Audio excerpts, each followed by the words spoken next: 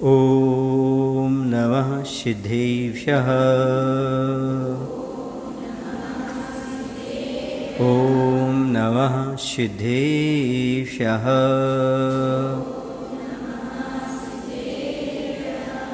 बोले महावीर भगवान की, उत्तम तप धर्म की, आचार्य गुरुदेव भगवान श्री विद्यासागर जी महाराज की।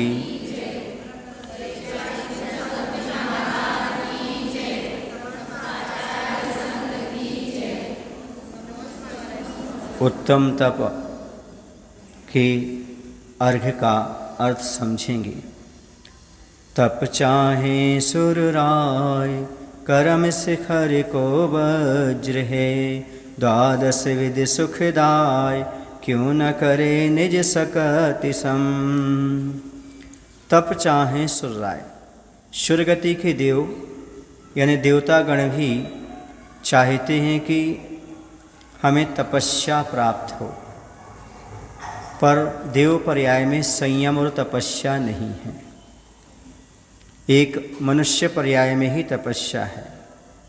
ये तप क्या करता है? कर्म शिखर को वज्र है। कर्म रूपी पर्वत को भेदने के लिए वज्र के समान है।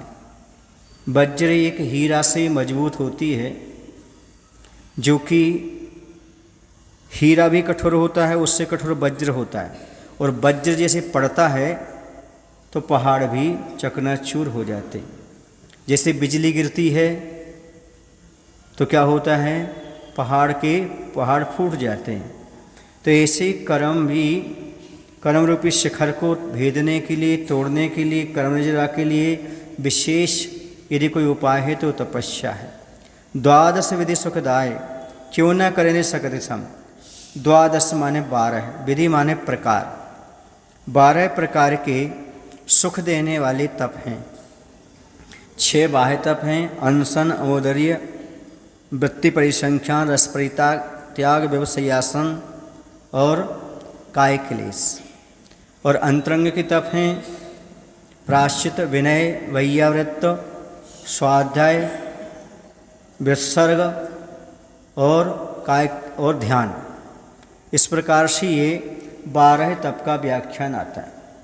क्यों ना करे निज शक्ति सम। हे आत्मन, क्यों नहीं करता अपनी शक्ति के अनुसार 12 तपों में से प्रत्येक तप को शक्ति के अनुसार करना चाहिए। उत्तम तप सब माहि वखाना, कर्म शैल को वज्र समाना। उत्तम तप सब जगह बताया है, हर जगह, हर ग्रंथों में, हर धर्मों में तप की विशेषता बताई है। हर कोई कहता तपस्या करना चाहिए। कर्म शैल को वज्र समाना, ऊपर का अर्थ और नीचे का अर्थ एक सही है। वहाँ शिखर दिया था, यहाँ पर शैल दिया। शिखर माने भी पर्वत और यहाँ पर शैल माने भी पर्वत। तो कर्म रूपी पर्वत को वज्र के समान है नष्ट करने के लिए। वश्यो अनादि निगोद मझारा, भूविकलत्रय पशुतन धारा। तो अनादिकाल से निगोद में निवास करता आया है और अनंत काल तो तेरा बीत गया निगोद में। फिर वहाँ से निकल के भू माने पृथ्वी आदि में, वनस्पति आदि में जन्म लिया। फिर विकलत्रय में जन्म लिया, 2 इंद्री, 3 इंद्री, 4 इंद्री में जन्म लिया। फिर पंचेंद्री पशु तन माने शरीर को धारण किया। धारा मनुष्य तन महादुर्लभ, सुकुल आयु निरोगिता। श्री जैन वाणी तत्व ज्ञानी, भई विषय पयोगिता। अब तूने बड़े पुण्य के उदय से मनुष्य पर्याय को धारण किया है। मनुष्य तन महादुर्लभ है, ये महान दुर्लभता तुमने प्राप्त कर ली। सुकुल आयु और निरोगता, सुकुल अच्छा कुल, जैन कुल भी प्राप्त कर लिया और आयु भी अच्छी प्राप्त कर ली और शरीर भी निरोगी है। सुन रहे आप लोग कि नहीं? इतनी बातें क्यों बता रहे हैं? और श्री जैन वाणी तत्वज्ञानी, और जिन वाणी से तत्व ज्ञान मिलता है और जो विषय प्रयोगता और विषय वासनाओं का विरेचन करने वाली, नष्ट करने वाली है। तो अति महादुर्लभ त्याग विषय कषाय जो तप आदरे, इसलिए अति महादुर्लभ जो त्याग है, कौन सा त्याग है? विषय कषाय का त्याग करना। सच्चा तप क्या कहलाता है? पंचेंद्रिय के विषयों से और क्रोध, मान, माया, लोभ के त्याग से हमारी तपस्या सार्थक होती है।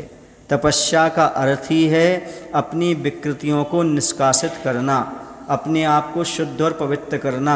जैसे पाषाण में से सोना तपा करके बाहर निकाल लेते हैं, अशुद्धियाँ अलग हो जाती हैं, सोना आभूषण बन जाता है, वैसे हमारी अनंत शक्तियाँ तपस्या के माध्यम से प्रकट हो जाती हैं और कर्म रूपी अशुद्धि बाहर निकल जाती है। इसी तपस्या का अर्थ है शोधन, आत्मा का शोधन करना, आत्मा से कषाय, विकृतियाँ, इच्छाओं को समाप्त कर देना, इच्छा के जल को जला देना और अपने आत्म कल्याण प्रवृत्त हो जाना, यही सही तपस्या मानी जाती है। ऐसे तप के लिए धारण करिएगा, विषय कषायों का त्याग करो। मुख्य तो विषय कषाय होती हैं जिसके माध्यम से संसार बढ़ता है, और इच्छा का जल जब तक रहता है तब तक दुख रहता है। नरभव अनुपम कनक घर पर मणिमय कलशा धरे, और मनुष्य पर्याय अनुपम सोने के घर जैसा है। कनक माने सोना, घर, और उस पर मणिमय कलशा धरे।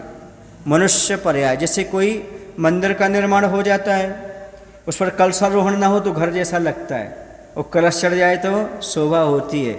वैसे ही मनुष्य पर्याय की शोभा या मनुष्य पर्याय ऐसा घर है जिसमें तपस्या रूपी कलश को लगा लेना चाहिए।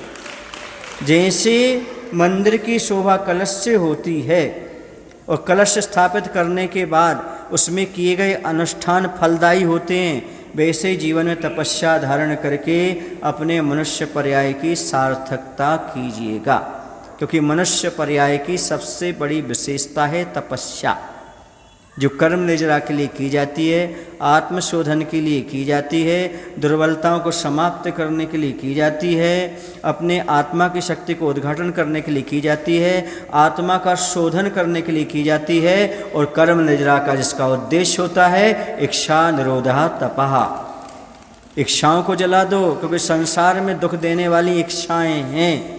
जितनी इच्छाएं होंगी उतना दुख होगा, और जितना इच्छाएं कम होंगी उतना सुख होगा। इच्छाओं को समाप्त करने का, इच्छाओं का निरोध करने का नाम सुख या तपस्या कहलाती है, और वह तपस्या ही हमारे लिए सुखी बना सकती है। इच्छाएं तो हमेशा दुख देती रहती हैं, इसी तपस्या कीजिएगा, इच्छाओं का निरोध कीजिएगा, आपका जीवन सुंदर बनेगा, सफल बनेगा और आनंदमय बनेगा। बोले महावीर भगवान की जय। आचार्य विद्यासागर जी महाराज की जय।